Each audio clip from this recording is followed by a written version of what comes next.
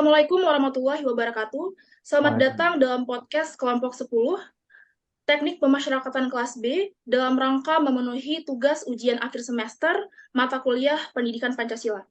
Sebelumnya izin memperkenalkan diri, saya Taruna Muda Fridian Putri Utami, STB 5016, bersama rekan-rekan lainnya. Kepada rekan-rekan disilakan untuk memperkenalkan diri terlebih dahulu. Izin perkenalan diri, Taruna Muda, Bintang Kurnia Putra Pratama, STB 5006, Prodi Teknik Pemasyarakatan B. Izin memperkenalkan diri, Taruna Muda, Politeknik Ilmu Pemasyarakatan Angkatan 57. Nama Putra Jaya, STB 5036, asal Prodi Teknik Pemasyarakatan kelas B.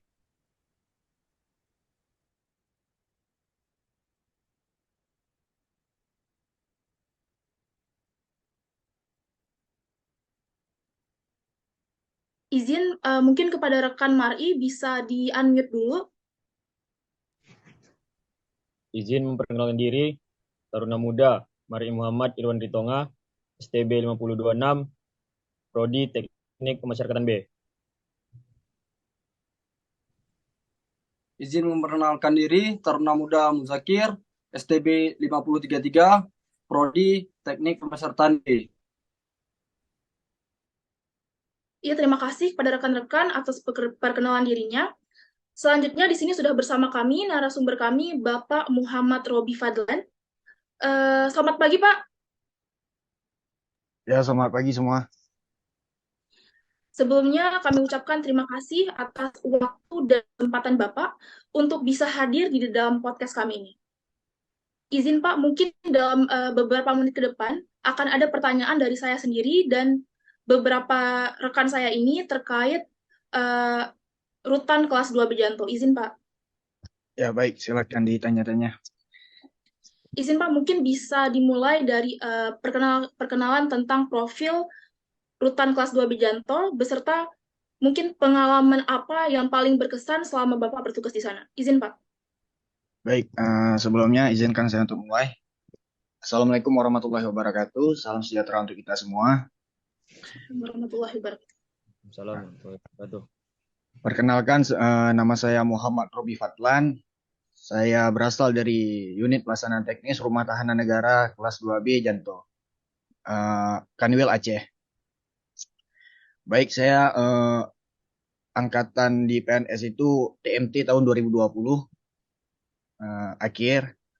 Terus kalau mengenai pengalaman-pengalaman yang ada di dalam rutan, jika ditanyakan, ya saya pernah merasakan di penjagaan dan sekarang posisi saya atau jabatan saya di SK rutan itu saya adalah staf pelayanan tahanan. Mungkin jika ditanya pengalaman, ya kita nggak jauh-jauh beda juga karena mungkin di sini ada beberapa yang dari kalian juga tarunanya dari PNS atau mungkin juga yang dari umum, yang mana mungkin juga kalian secara keilmuan lebih daripada saya. Tapi mungkin kalau jika berbicara pengalaman, mungkin kita memiliki pengalaman yang berbeda-beda. Baik, mungkin itu saja dulu untuk dari saya. Nanti ketika ada pertanyaan baru nanti akan saya jawab. Terima kasih Ibu Febrian Putri Utami. Siap, terima kasih Bapak. Kebetulan kelompok kita dapat materi mengenai implementasi Pancasila khususnya dalam sila kelima. Nah, dalam mewujudkan keadilan sosial, tentu saja pemerintah dan negara itu bertanggung jawab dalam menciptakan kesetaraan keadilan dalam proses kehidupan berbangsa dan bernegara, baik dalam bidang politik, hukum pemerintah, maupun HAM. Nah, izin Pak, izin bertanya, itu terkait dengan apa saja jenis layanan pemasyarakatan yang diberikan kepada WBP, keluarga WBP, maupun masyarakat dari rutan kelas 2 Bejanto. Izin Pak. Baik, saya akan menjawab apa saja yang didapat oleh terutama warga binaan, terus selanjutnya keluarga warga binaan dan juga masyarakat umum. Baik, sebelumnya saya akan menjawab yang warga binaan dulu, yang mana seperti kita ketahui untuk warga binaan itu ada asimilasi di rumah, ada cuti bersyarat, ada pembebasan bersyarat. Kemudian juga ada remisi, yang mana baru siap kita laksanakan atau kita usulkan itu yaitu remisi Hari Raya Idul Fitri yang punya bulan lalu. Dan itu juga jika warga binaan yang mencapai atau mencukupi syaratnya, itu pasti akan kita usul. Dan tidak ada membeda-bedakan warga binaan satu dengan yang lainnya. Kemudian untuk keluarga, itu kita juga memberikan akses layanan kunjungan. Yang mana setelah kita tahu selama COVID ini kunjungan kan tidak diberlakukan selama kurang lebih 2 tahun. Jadi untuk saat ini kunjungan sudah kita berikan, sudah kita laksanakan sesuai dengan surat edaran dan permen yang ada. Dan juga untuk di Janto itu kunjungan narapidana dan tahanan itu berbeda. Sebelumnya mungkin akan saya tegaskan memang namanya boleh rumah tahanan negara. Tapi karena mengingat kondisi juga UPT tidak merata dan kemudian juga di Aceh Besar itu rumah tahanan cuma di Janto, kita lapas nggak ada. Jadi mungkin ditampung atau dijalani masa hukumannya di rumah tahanan walaupun dia sudah menjadi statusnya narapidana. Jadi untuk narapidana itu kita memperlakukan kunjungan itu dari Senin sampai Kamis, yang kemudian untuk tahanan itu dari Jumat sampai Sabtu. Itu pembagiannya.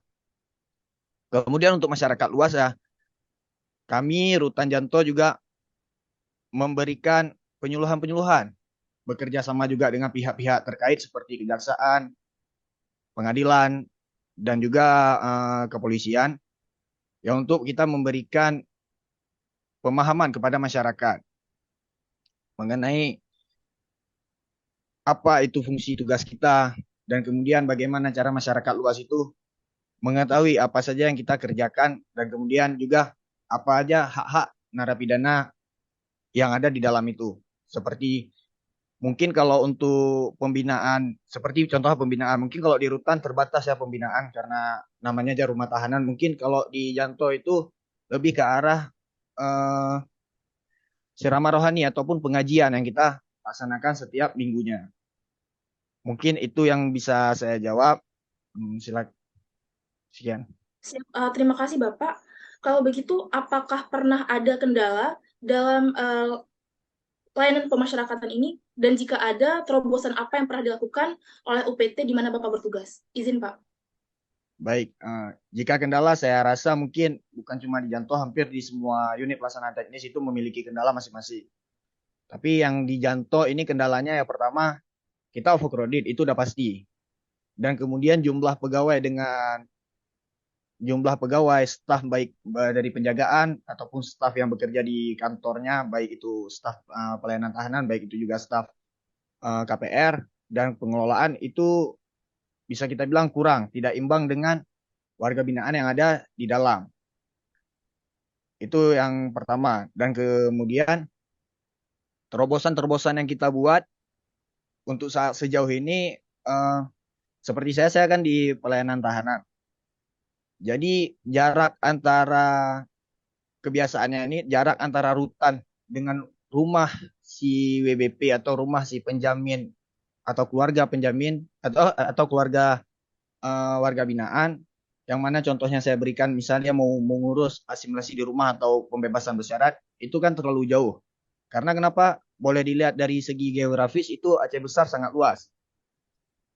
Karena kurang lebih 1 jam paling cepat untuk mencapai atau menuju ke rutan kelas 2 Bijanto.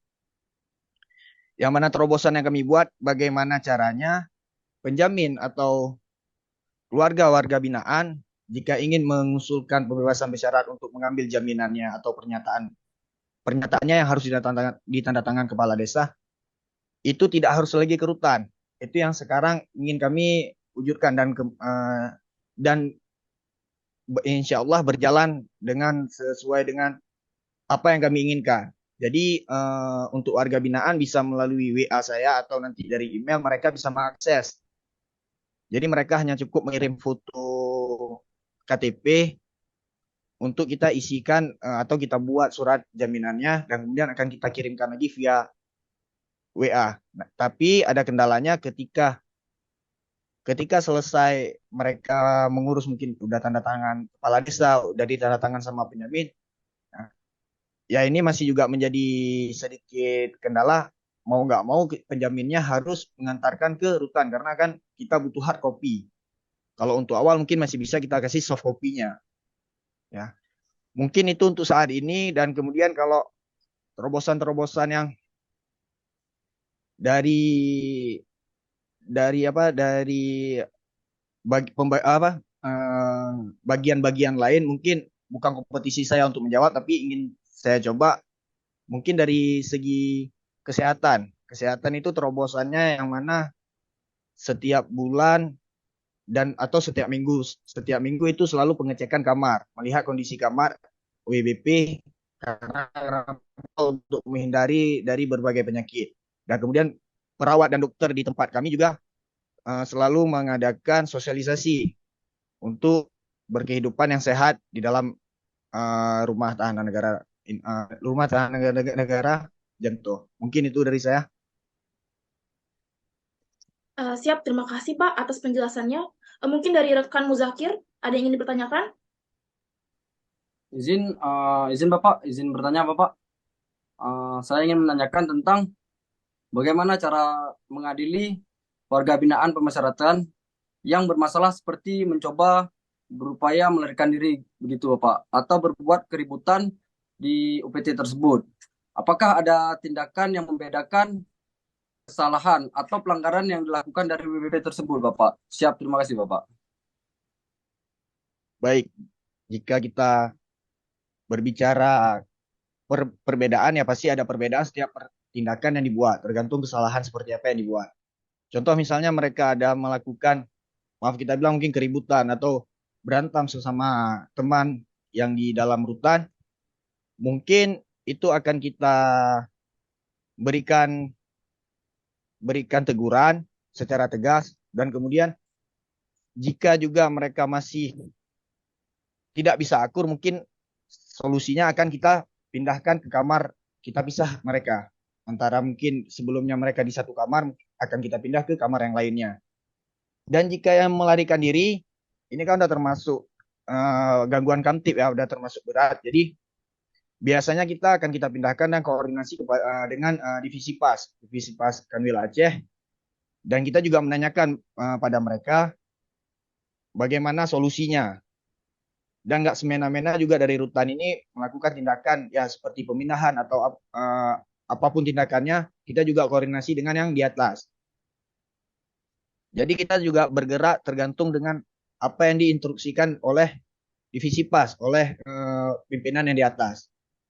Jadi itu kalau, tapi jika berkaca yang sudah terjadi, itu kebanyakan kalau yang pelarian, kita pasti akan memindahkan dia dari rutan, akan dipindahkan ke unit pelaksanaan teknis yang lainnya. Baik itu atau kita pindah ke lapas ataupun rutan lainnya lagi. Mungkin itu Bapak Muzakir. Siap, terima kasih Pak. Rekan Muzakir, masih ada yang ingin ditanyakan? Siap, izin Bapak, untuk kronologi pelarian atau permasalahan keributan begitu Bapak, apakah Bapak pernah mempunyai pengalaman tersebut Bapak, sehingga Bapak dapat memberikan sebuah solusi Bapak dalam hal tersebut Bapak? Siap, terima kasih Bapak. Baik, jika pengalaman yang saya rasakan itu ada terjadi percobaan pelarian, alhamdulillah gagal, itu sebanyak 2 kali. Yang mana pengalaman pertama itu mereka membobol kamar sel mereka dari belakang menggunakan alat-alat yang seharusnya tidak berada di dalam kamar itu ataupun di lingkungan rutan. Dan kemudian yang kedua, pengalaman kedua itu mereka mencoba memanjat dari atas genteng, dari atas atap, mencoba melompat ke tanggang yang mana menggunakan kain panjang. Itu pengalaman saya. Dan kemudian bagaimana cara kami menindaklanjutinya? Ya pertama kami pasti memanggil mereka yang pelarian.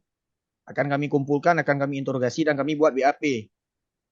Itu biasanya staf atau dari pihak KPR-nya akan mem-BAP siapa saja yang terlibat, dari mana masuknya benda-benda atau alat-alat yang seharusnya tidak berada di lingkungan sekitar, dan kemudian kami akan memasukkan mereka ke dalam kamar isolasi.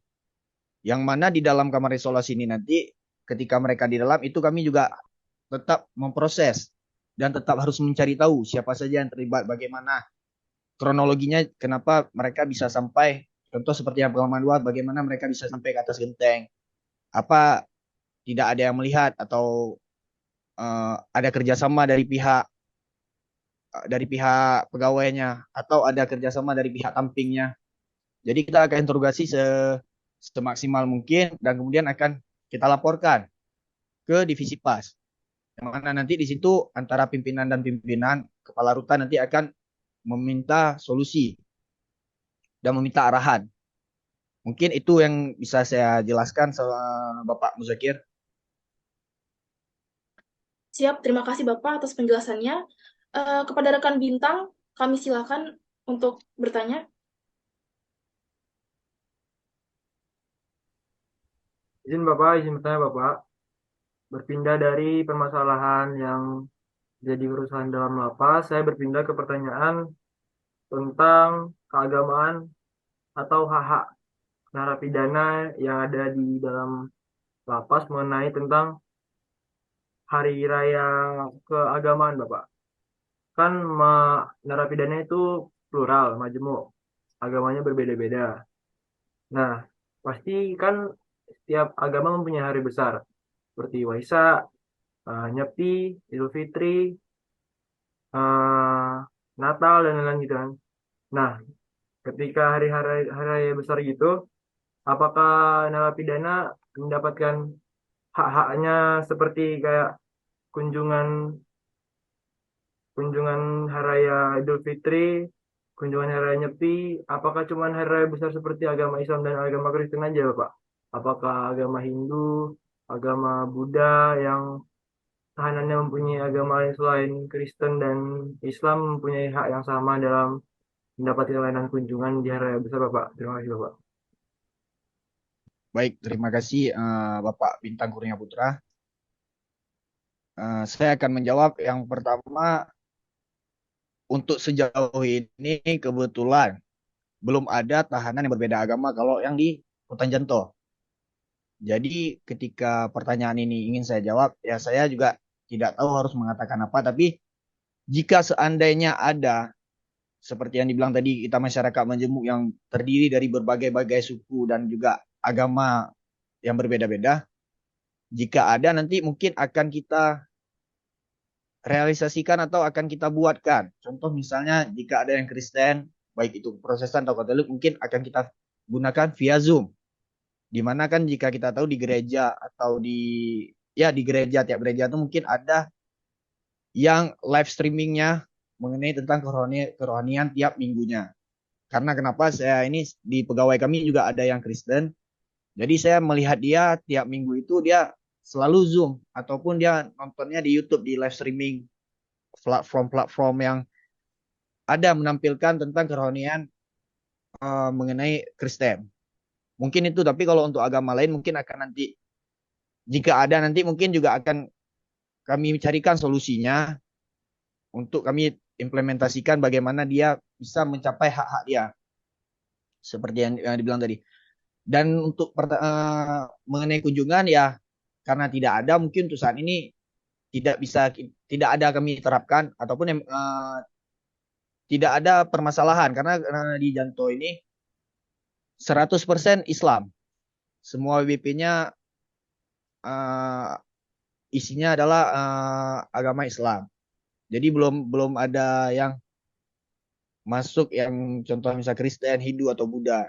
Jadi mungkin sekian yang bisa saya jawab Bapak Bintang. Siap, terima kasih Bapak atas penjelasannya. Rekan Bintang masih ada yang ingin ditanyakan?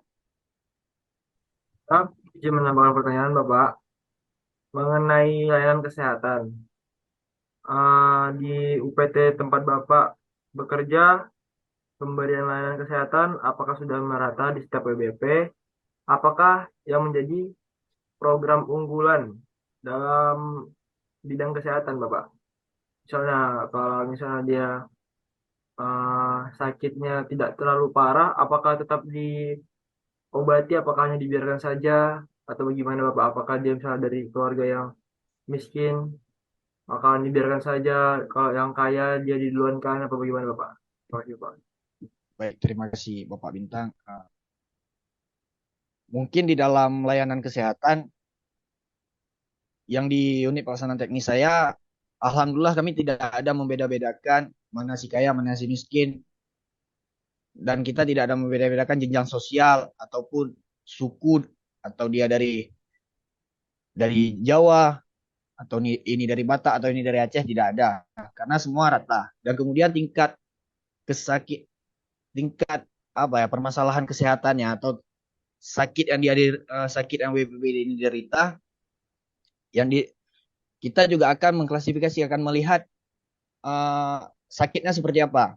Seperti yang sudah baik itu rasa sakit yang misal sakitnya itu parah ataupun tidak. Contohnya mungkin yang kecil-kecil itu penyakit gatal-gatal. Itu tetap kita berikan obat, tetap dilanjuti oleh bagian kesehatan yang ada di rutan jantung.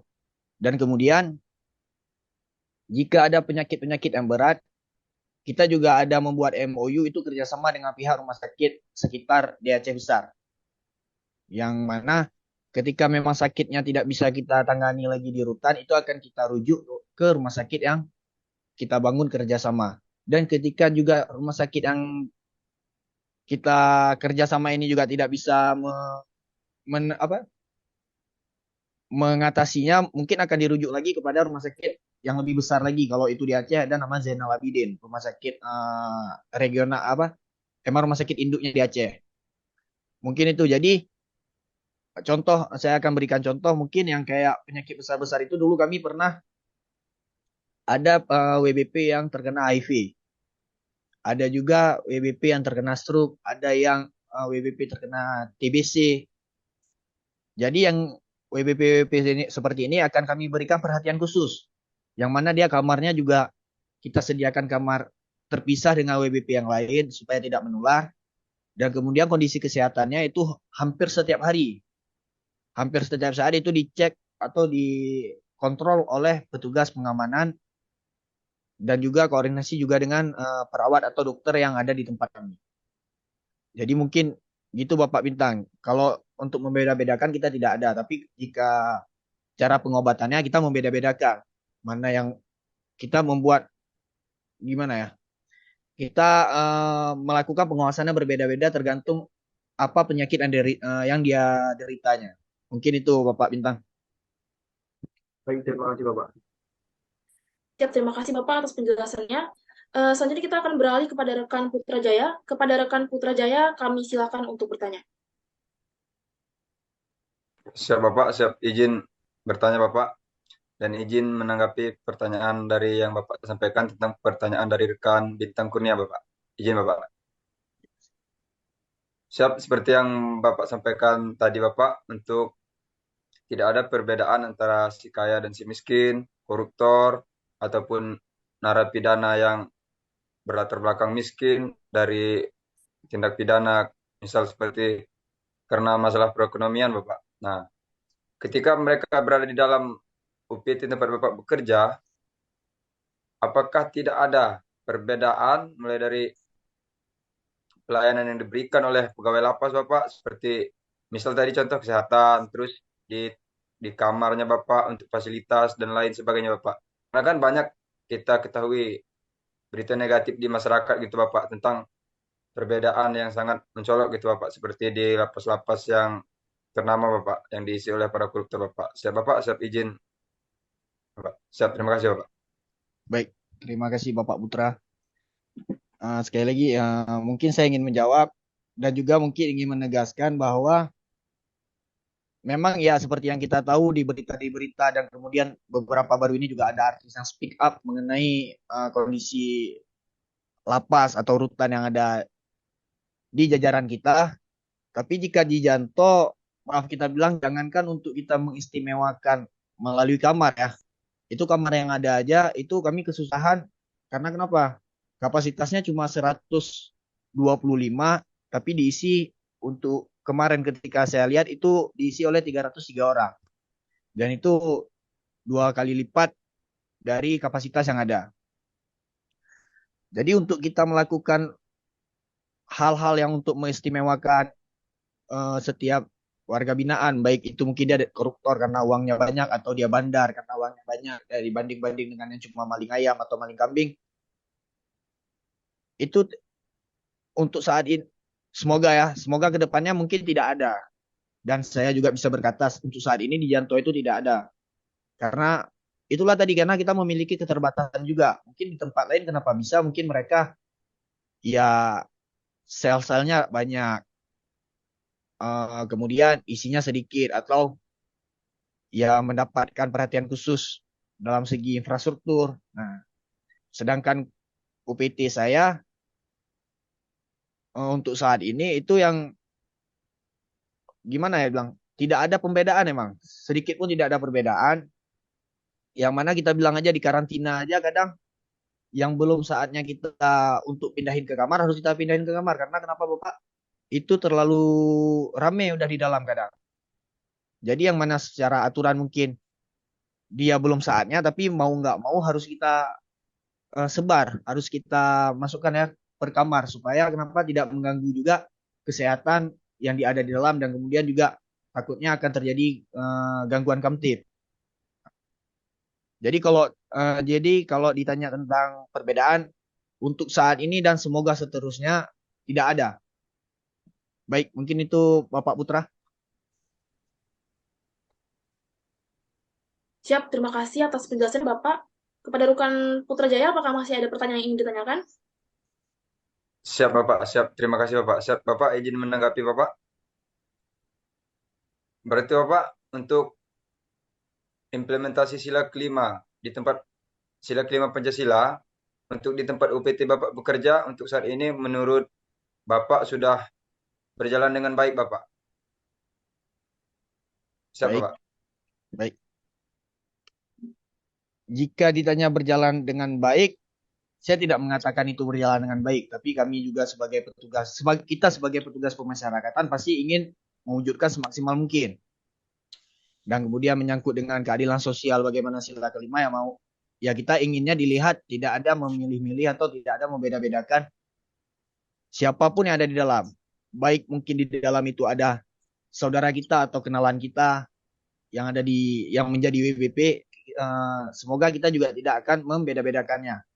Akan kita bahasanya akan kita pukul rata, akan kita samakan sama seperti yang lainnya.